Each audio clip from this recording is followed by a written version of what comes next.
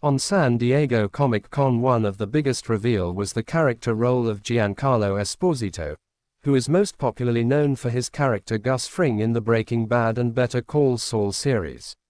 In Marvel Comics, Sidewinder has been working as a minor antagonist for a very long time. He is linked to a supervillain team called Serpent Society that has often gone against Captain America. During the Infinity Saga, Marvel Studios originally teased the Serpent Society to be part of Captain America 3, although this turned out to be a ploy to hide the fact that the film would adapt Civil War, but now the Serpent Society will finally be introduced to the MCU.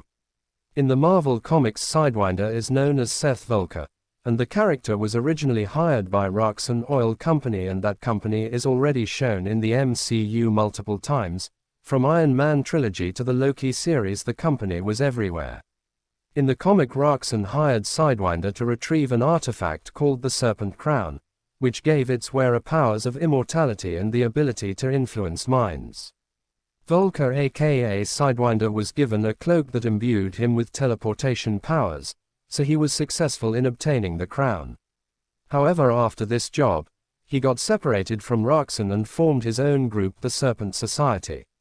In the comics, the Serpent Society was first introduced in 1985's Captain America issue 310 comic book, which comes as an evolution of the Serpent Squad. The group operates as a cohort of hired guns, typically in service of villainous figures as Kingpin and Hydra, something which matches up with Esposito's armed character in the teaser.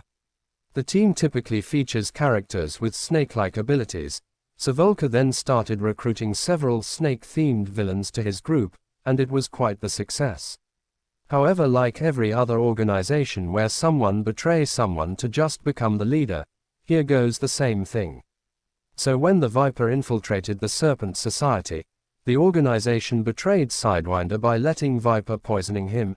However, he was aided by Diamondback, who gave him the antidote, and later the two escaped and survived. Here Viper gave the members a choice to either serve him or die, so some loyal members got captivated. However, later Diamondback and Captain America, who was under an alias named the Captain, save the captive members and defeat the serving members under Viper influence. After this rescue operation, Cobra himself defeated the Viper and became the new King Cobra, because after Society's betrayal, Sidewinder resigned from the group. After this time, Diamondback started dating Captain America because of his help, but it was all a secret. So when King Cobra found about this secret relationship, he gave order to execute Diamondback.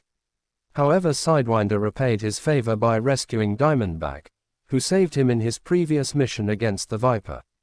After that, most recently in the comics, Sidewinder was seen in a television interview as a posthumous expert about the Thunderbolts, and since then he has been retired from villainy work.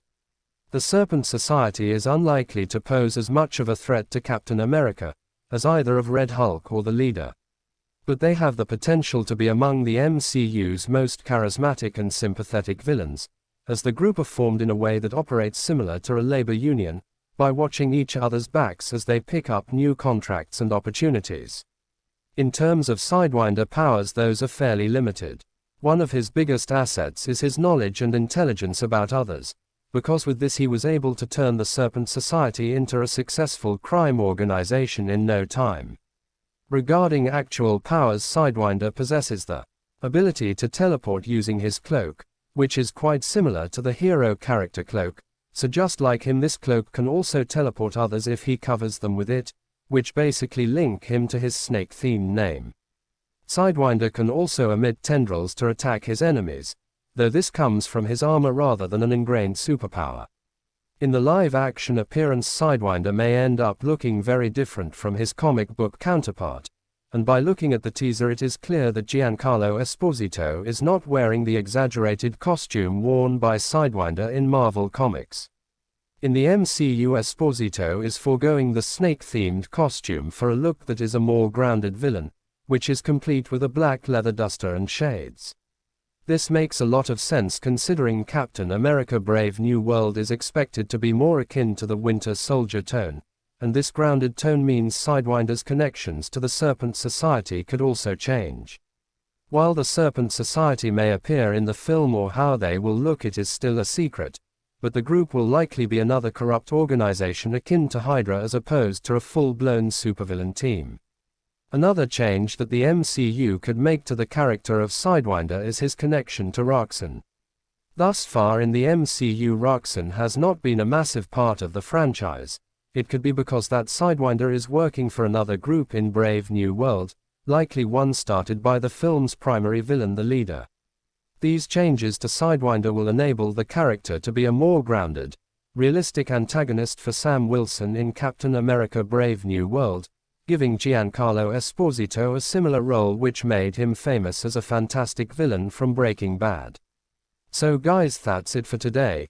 What are your thoughts on Giancarlo Esposito's character in the movie? Please tell me in comments. And if you feel this video gives you content, please like and share this video. And before going, do not forget to hit the subscribe button. Thank you guys. We will see you soon.